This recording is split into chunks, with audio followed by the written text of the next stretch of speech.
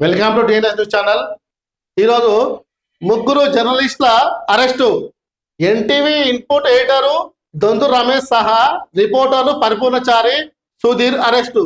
Shamshabad airport లో రమేష్ ను అదుపులోకి తీసుకున్న పోలీసులు మహిళా ఐఏఎస్ రాష్ట్ర మంత్రిపై వివాదాస్పద కథనాన్ని ప్రచారం చేసిన కేసులో ఎన్టీవీ ఆఫీస్ లో సోదాలు అక్రమంగా అరెస్టు చేశారని రమేష్ సుధీర్ అంటున్నారు. విచారణ అనంతరం చారి విడుదల. సుధీర్ రమేష్ కు జ్యుడిషియల్ కస్టడీ. ఇగో మన సిబి సజ్జనార్ గారు ఏమంటారంటే, ఇగో ఎన్టీవీ రిపోర్టర్లను ఇన్పుట్ ఎడిటర్ దొంతు రమేష్ సహా పరిపూర్ణచారి సుధీర్ ఇద్దరు అరెస్ట్ చేసిరట. మొత్తం ముగ్గురు కలిసి శంషాబాద్ ఎయిర్పోర్ట్ల వాళ్ళను అదుపులో తీసుకోవడం జరిగింది. ఎందుకు తీసుకురంటే, మొన్న గత వారం 10 రోజుల నుంచి తెలంగాణ రాష్ట్రంలో ఏదో ట్రెండింగ్ లో ఉందో ఒక మహిళ ఐఏఎస్ ఆఫీసర్ పై, అదేవిధంగా ఒక రాష్ట్ర మంత్రిపై వీళ్ళు ఏం చేశారు, వీళ్ళు ఒక అసత్యమైన కథనాన్ని వీళ్ళు ఏం చేశారు, వీళ్ళు కథనాన్ని వీళ్ళు రిలీజ్ చేశారు.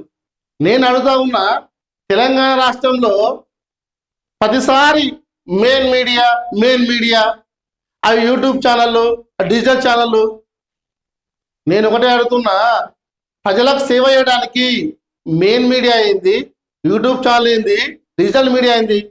కొంచెమైనా సిగ్గుశరం ఉందా? మెయిన్ మీడియా అని ఎవరైతే విర్రవేగుతురో మెయిన్ మీడియాని అడుగుతా ఉన్నా నేను. నువ్వు ఎటువంటి ఆధారాలు లేకుండా నువ్వు ఒక 2 కుటుంబాలను నువ్వు ఎట్లా రోడ్ పాలు చేస్తారని మీరు ఎన్టీవీ మన చైర్మన్ నరేంద్ర చౌదరి పై చూసిండా? ఈ వార్త వేసినట్టు చూసిండా? కొంచెమైనా సిగ్గుశరం ఉండాలి నవ్వుతా. కొంచెమన్నా సమాజంలో ఏం జరుగుతుంది తెలంగాణ రాష్ట్రంలో, తెలంగాణ ప్రభుత్వంలో ఈ మెయిన్ మీడియా ఏదో ఉందో మీకు అధికారం ఏందండి, మీ పెత్తనం ఏందండి, ఎటు పోతుంది మీడియా? ఒకప్పుడు సైకిల్ మీద తిరిగినటువంటి మీరు మెయిన్ మీడియా ఏదో చైర్మన్లు ఉన్నారో ఈరోజు 1000 కోట్లు ఎందుకు వచ్చాయండి?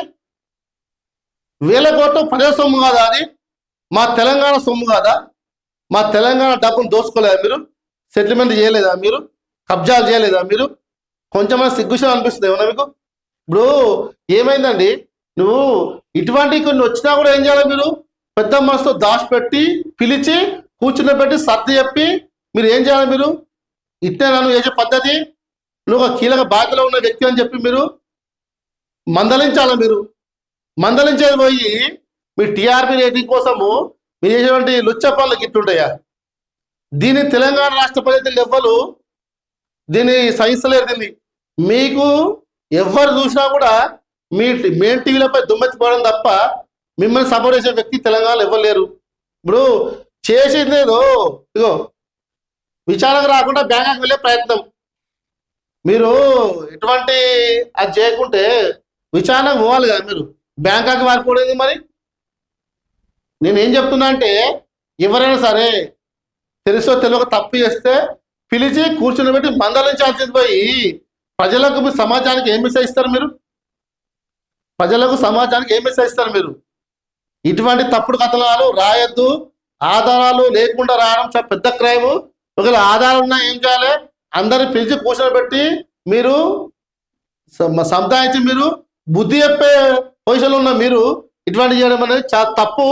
దీని డిఎన్ఎస్ న్యూస్ ఛానల్ తరఫున మేము చాలా తీవ్రంగా ఖండిస్తున్నాం దీన్ని. మేము